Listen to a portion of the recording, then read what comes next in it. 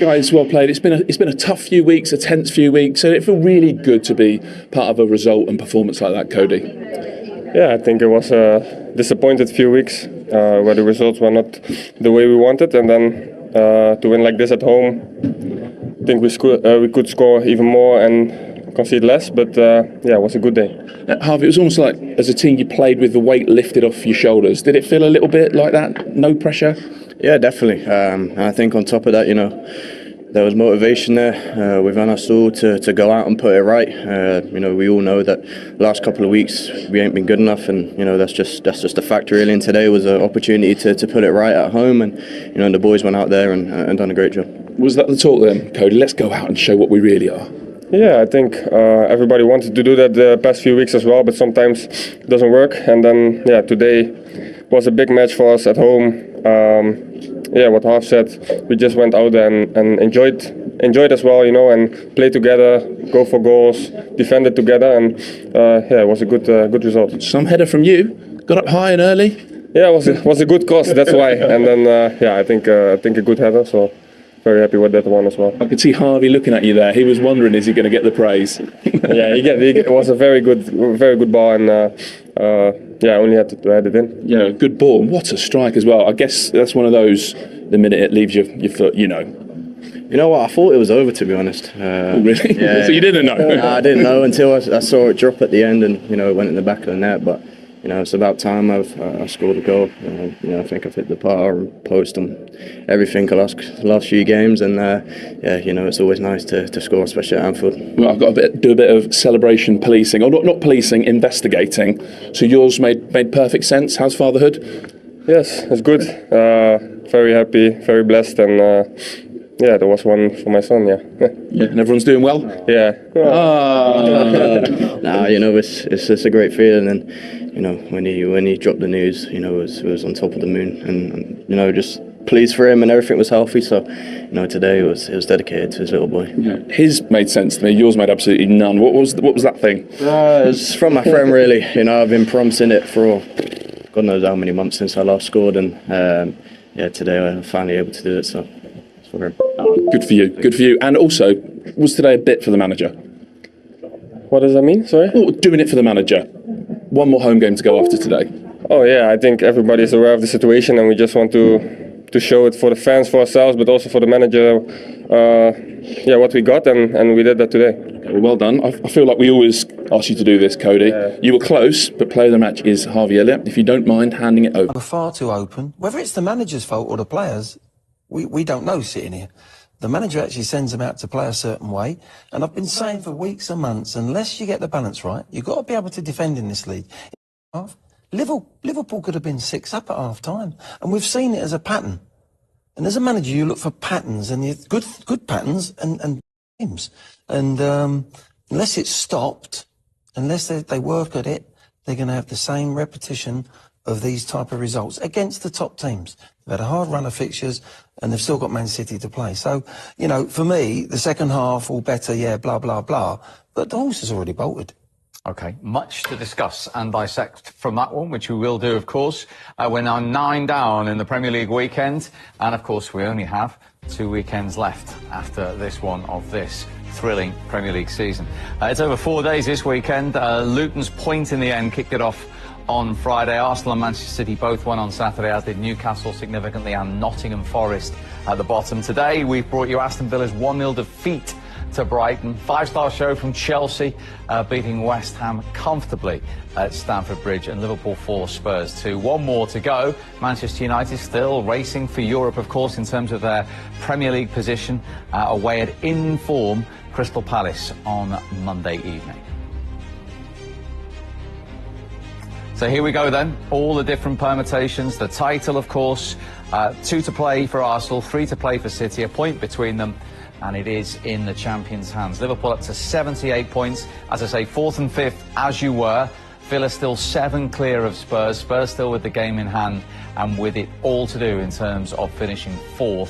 Newcastle sits 6th, Chelsea up to 7th. It's the first time under Mauricio Pochettino they've been in the top 7 of the Premier League, but Manchester United will go back there tomorrow if they avoid defeat at Crystal Palace. Significant change at the bottom, though. We knew Sheffield United were relegated, Burnley beaten, Luton only got a draw, and then Nottingham Forest winning at Bramall Lane. So it really is advantage Nuno and Nottingham Forest. They have a 3-point lead over Luton, and it's virtually 4 when you look at that goal difference as well. Remember, Forest are at home to Chelsea and then away at Burnley on the final. With all the reaction on the way, by the way, is there a source of frustration seeing Liverpool score 4 goals today with the games you and I have sat here and watched and talked about conversion rates and wastefulness in the weeks gone by that's let it slip away? Very much so, yeah. Scoring 4 goals today was probably what they should have scored based on the chances they created. But of course, in previous games, we've seen them wasting so many chances, and at the real pivotal time of the year. And it was a constant, wasn't it? It wasn't like they missed a load of chances one game and then they'd score for 2 or 3. It was every week for about 4, 5, 6 games, missing chances all the time. So yeah, a source of frustration. You hope that it evens itself out over the year, but we were talking earlier, I mean, maybe Liverpool's attacking players, as much as they're all very good and bring something different, when you think of real finishers there, you know, I've often said that probably Jota's the best finisher. Mo Salah gets incredible numbers, but I don't think he's off the scale in terms of one of the great finishers in the world. Nunez isn't a great finisher. So, you know, maybe you reap what you sow. Maybe the strikers aren't, maybe they need more chances than other teams to go and finish. Maybe that's the case, but certainly today they put them away. In some ways, Michael, they weren't clinical today. In a way, were they? They had so many chances. Yeah. To score only 4, maybe you could... Yeah. But the point I'm making is, Glenn, when it slipped away from them in the last few weeks, they didn't score anything against Crystal Palace, for instance, at Anfield. Yeah, from something like 19, 20 shots, was it? I'm not taking anything away from Liverpool today. They were the far better team, deserved the win.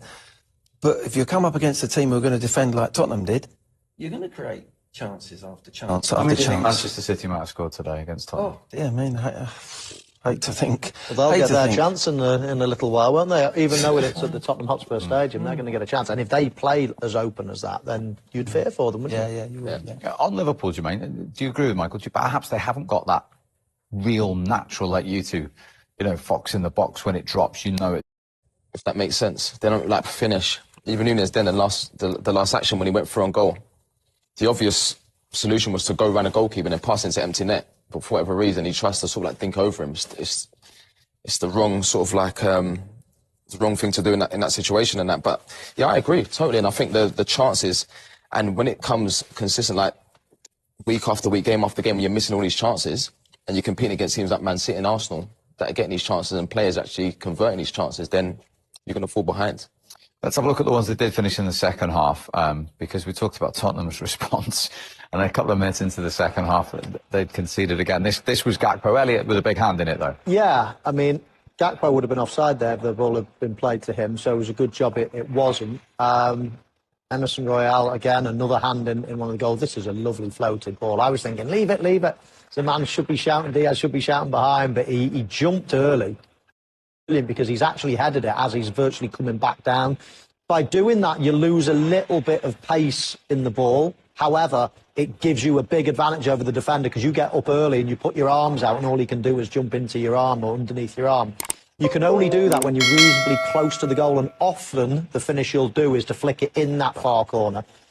The ball's got to travel too far to come back with no pace on it. So probably said a bit too much information in a short period of time there, but jumping early gives you a real advantage. The problem is, as I say, when you're coming down, you lose momentum and power in the header then. So then it dictates what corner you go to. But it was brilliant because it gave Romero no chance of jumping and heading the ball with him. You can relate to that explanation, no doubt? I think it's got many headers, though. No, but it makes sense. It's a difficult header. Yeah. We said it as I was watching it. It's a great header. But you were infuriated in the first place that the cross was able to come in from a Tottenham point of view. Yeah, again, I mean, Emerson, where's the other fullback? Porro. Look, he's been right up the pitch. There's a 2v1 on Romero, and Porro's trying to catch up. He's been in the centre-forward position, I think. And normally, your centre-back would have a fullback there with him to go and say, right, now I've got one to deal with, not two. That's where Romero's backing away and gets overloaded. And that's a classic example of how Spurs defend. And it's time and time again, those two centre-backs are being outnumbered in and around their own penalty area. So you've got no chance. That was Harvey Elliott assist.